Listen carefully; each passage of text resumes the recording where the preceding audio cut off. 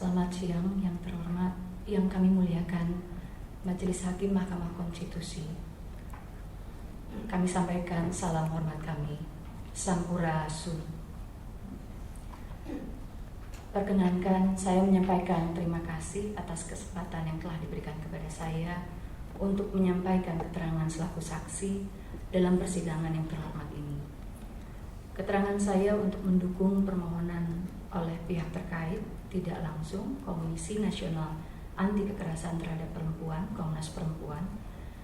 Keterangan ini didasarkan pada pengalaman baik pribadi maupun di dalam komunitas adat Karuhun Sunda Wiwitan sebagai bagian dari warga negara Indonesia yang hingga saat ini masih belum terpenuhi hak konstitusi terkait ketidakhadiran negara dalam pelayanan administrasi kependudukan. Tidak dicatatkannya perkawinan adat oleh negara, dan sejatinya ini memicu kami untuk sebagai masyarakat hukum adat sangat rentan untuk dikriminalisasi. Majelis Hakim Konstitusi yang kami muliakan, sebagai masyarakat hukum adat, kami melaksanakan nilai tuntunan kehidupan secara turun-temurun dari leluhur. Sistem nilai kehidupan di dalamnya mengajarkan kesadaran diri selaku manusia dan kesadaran pribadi selaku suatu bangsa. Seperti warga negara Indonesia lainnya, kami pun memiliki hak dan kewajiban sebagai warga negara, melaporkan segala peristiwa yang berakibat hukum seperti kelahiran, perkawinan, dan kematian. Sejak berdirinya Negara Kesatuan Republik Indonesia hingga tahun 1963, hak sipil terutama peristiwa perkawinan masyarakat kami dicatatkan oleh seorang wedana di kantor kabupaten. Namun pada tahun 1964 mulai terjadi beberapa fitnah dan stigma pada komunitas adat kami. Setelah sebelum di zaman Jepang kami pun mengalami tekanan ketika hendak mencatatkan perkawinan adat.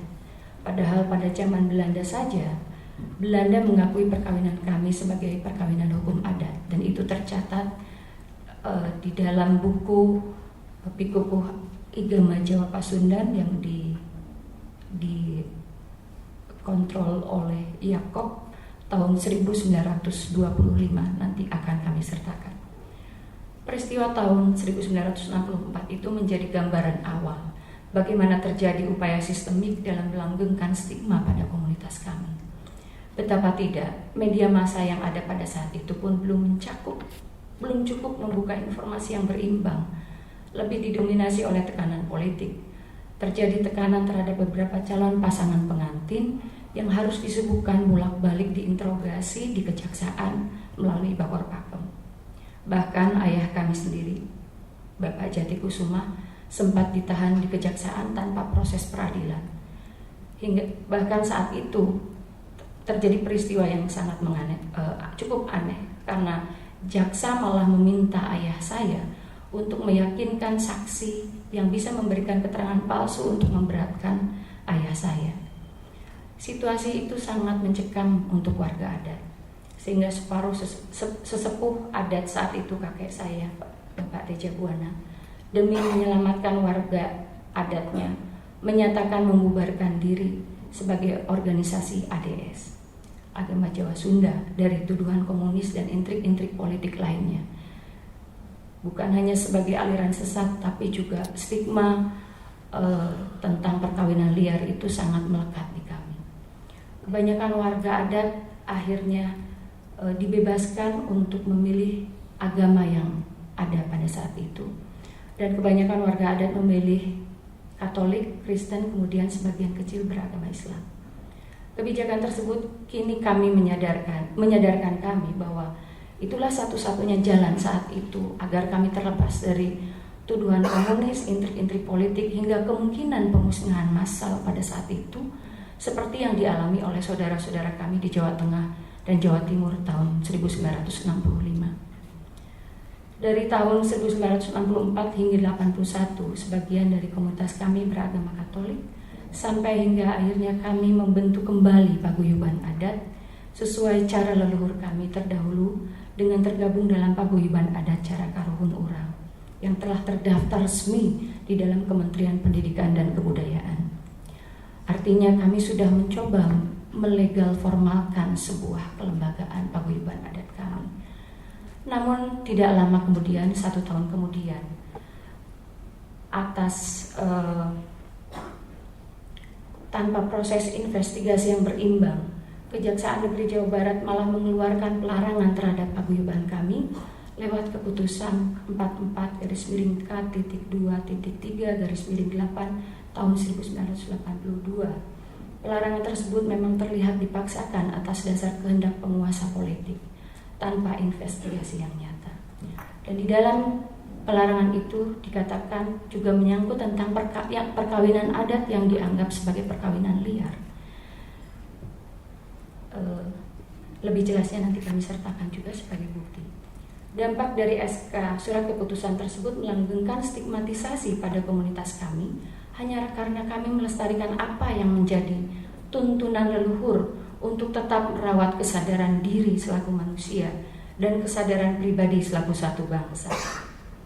Kami ingin tetap hidup di negeri yang sudah dikodratkan oleh Sang Maha Pencipta dengan menjalankan cara dan ciri bangsa kami sebagai orang yang berbudaya Sunda, mempertahankan nilai spiritual dengan lelaku adat dan tradisi kami. Itulah kami, bukan komunitas yang ingin makar terhadap negeri yang sangat kami cintai. Bahkan pembunuhan karakter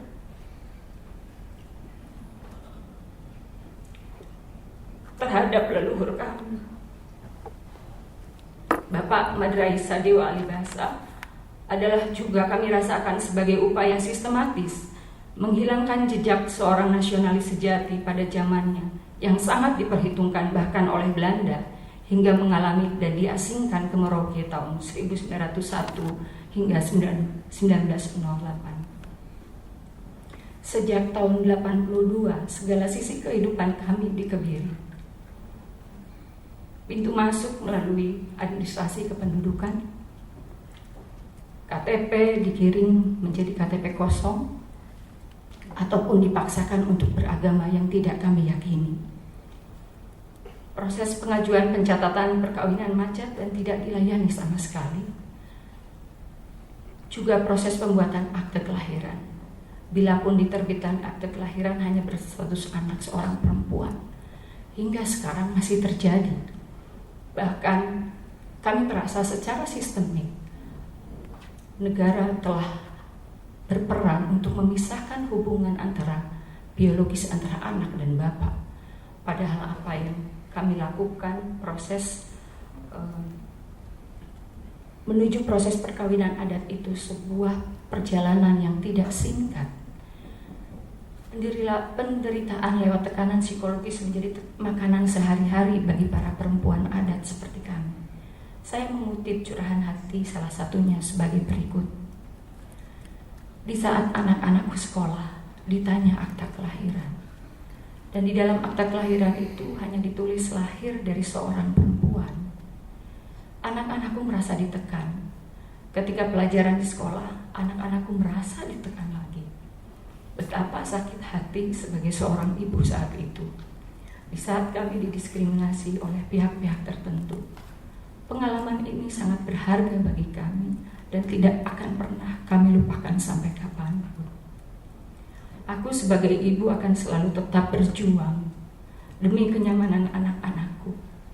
Dengan diberi pengertian-pengertian, anak-anakku mulai mengerti dan lebih kuat. Tapi apakah mereka akan tetap optimis? Miris hati kami saat ini. Sebagai warga negara yang punya kedudukan yang sama di depan hukum, upaya-upaya telah dilakukan untuk bagaimana agar perkawinan adat kami bisa dicatatkan oleh negara.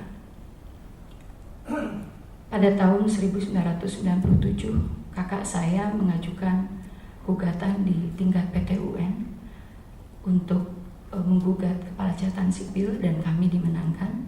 Namun pada tingkat PT TUN kami dikalahkan hingga akhirnya kami kehilangan kemampuan untuk memproses hukum lebih lanjut. Di antara kami masyarakat adat tidak banyak yang memilih jalan untuk secara menumpuk keadilan dengan cara perdata.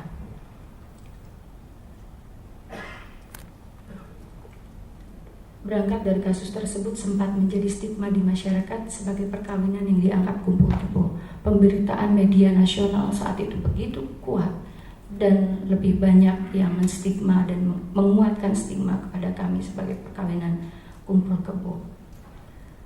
Pada tahun 2002 saya menikah dengan tata cara adat, dan sebetulnya kami berpikir saat itu bagaimana cara supaya negara mau mencatatkan peristiwa hukum tersebut. Saya berinisiatif dengan suami saya saat itu mengundang semua tokoh agama untuk turut mendoakan kami sebagai saksi dalam perkawinan.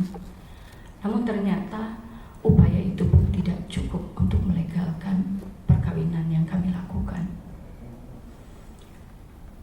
Majelis Mahkamah Konstitusi yang saya muliakan, untuk dapat diketahui, sejatinya di dalam tata cara perkawinan adat untuk menuju jenjang perkawinan melalui beberapa tahapan. Dalam keyakinan kami, satu perkawinan bukanlah sekedar bertemu dan menyatunya dua manusia, tetapi dua keluarga besar. Tahapan-tahapan tersebut yang harus dilalui adalah: pertama, totoongan, menjajaki calon pasangan apakah sudah terikat hubungan atau belum dengan yang lain, dengan salah satu pihak. Bagaimana latar belakang keluarga. Yang kedua, nenden omong, satu tahap di mana keluarga calon mempelai pria menitipkan kepada keluarga calon mempelai wanita bahwa ingin menjalin hubungan yang lebih serius. Yang ketiga, menggetanah, upacara menentukan hari perkawinan antara dua keluarga. Yang ketiga adalah masar, pendidikan pranikah yang diberikan oleh sesepuh adat kepada calon mempelai. Yang kelima adalah ngaras dan siraman, tahapan bakti seorang putra dan putri untuk memohon izin kepada orang tua, membasuh kaki para orang tua dalam meminta izin menempuh kehidupan yang baru. Yang keenam adalah menyeksir pendidikan pranikah dengan metode pembelajaran pendidikan seksual lewat materi materi sajian ubah rampai. Jadi pendidikan seksual yang disajikan lewat simbolisasi apa yang ada di sekitar kita, misalnya tanaman, alu dan lesu, padi. Jadi pendidikan pranikah untuk calon pasangan yang akan menikah. Yang ketujuh, yang terakhir adalah ikrar pangwastu jatuh keramin, janji yang diucapkan kedua mempelai di hadapan orang tua untuk menempuh kehidupan baru dan mandiri. Rasanya ketika kami sudah melalui proses sedemikian panjang untuk sebuah perkawinan dan masih di stigma sebagai perkawinan yang liar dan kumpul kebo, begitu menyakitkan. Begitu negara tidak pernah melihat kondisi nyata yang ada. Sejatinya hukum adat sudah ada sebelum Negara Kesatuan Republik ini membentuk dan menyusun undang-undangnya sendiri. Tetapi kenapa hukum adat tidak diakomodir dalam hukum positif dan dilegalkan? Di dalam masyarakat kami, perzinahan tidak ada dalam istilah Sunda Wiwitan. Seks di luar perkawinan tidak ada di dalam komunitas kami. Adapun beberapa kasus yang terjadi di luar komunitas, diantaranya kebanyakan ada beberapa generasi muda yang menjadi masyarakat urban di perkotaan dan mereka tidak mampu menghadapi tantangan zaman dan godaan, sehingga kalaupun ada kasus seperti itu, kami tetap menanyakan dan mengklarifikasi kepada mereka apakah mereka menyadari kesalahan yang sudah dilakukan. Kami mempertemukan pasangan dan keluarga untuk mendapatkan titik temu dari jalan keluar memperbaiki kesalahan dalam melanggar adat. Bila kedua belah pihak menyadari kekeliruan dan menemukan titik kesadaran pertanggungjawaban bersama, jadi bukan pada posisi saling menyalahkan berebut benar, tetapi bersikap bahwa kekeliruan itu harus diperbaiki. Apalagi ternyata bila sudah ada janin yang dikandung oleh pihak perempuan, pantang bagi kami untuk menggugurkan kehidupan yang sudah diberikan oleh Yang Maha Pencipta. Secara psikologis pun bagi seorang perempuan yang mengandung harus dijaga untuk dalam situasi yang aman dan nyaman untuk perkembangan janin. Jadi dalam dampak dari perkawinan yang tidak dicatat juga sangat panjang, dan sejatinya hukum adat itu kami berharap ingin diakomodir oleh hukum negara, karena bila tidak segera maka rentan untuk dikriminalisasi karena perkawinan yang tidak dicatat. Permasalahan yang kini masih dirasakan adalah adanya upaya pemaksaan untuk berorganisasi sesuai tata cara parpol dan ormas yang tentunya sangat berbeda dengan fakta sistem hukum adat. Pertanyaannya, apakah warga negara yang beragama di antara 6 agama itu ketika ingin mengajukan perkawinan apakah harus memilih organisasi tertentu, atau penghulu yang menikahkan mereka, pasangan tersebut, apakah ditanya organisasinya apa? Sampai saat ini kami sering dianggap sebagai masyarakat yang tidak mau tertib administratif.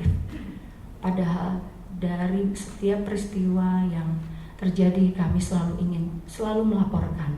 Tetapi apa daya kami ketika aparatur negara selalu menolak mencatatkan dengan alasan belum ada juklak atau juknis, belum ada perundang-undangan yang menaungi kami.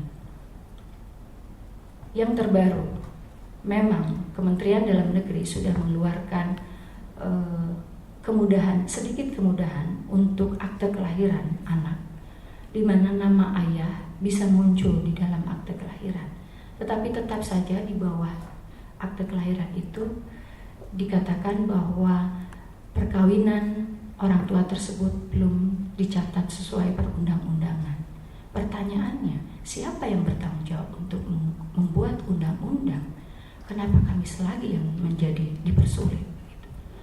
Jadi harapan kami dengan kesaksian kami ini juga menambah mungkin majelis yang mulia belum terlalu detail memahami masalah yang terjadi bagi masyarakat atau warga negara pemeluk penganut agama leluhur, bukan hanya Sunda Wiwitan yang mulia, tetapi seluruh Nusantara masih ada komunitas-komunitas seperti kami yang masih diabaikan, yang masih dipaksakan untuk beragama ABCD, dan ujung-ujungnya adalah hak sipil administratif, hak mencatatkan nikah, hak akte kelahiran, itu kami tidak bisa mendapatkannya. Terima kasih, demikian kesaksian dari saya. Sekali lagi mohon maaf atas apa yang mungkin kekurangan yang saya sampaikan. Semoga ini bermanfaat untuk menegakkan nilai-nilai kemanusiaan, dan intinya kami ingin menyampaikan bahwa kami sekali lagi bukan masyarakat yang ingin makar kepada negara. Kami betul-betul ingin menjadi benteng pertahanan negara, menyelamatkan nilai-nilai kemanusiaan dan menjaga karakteristik bangsa. Terima kasih. Rahayu.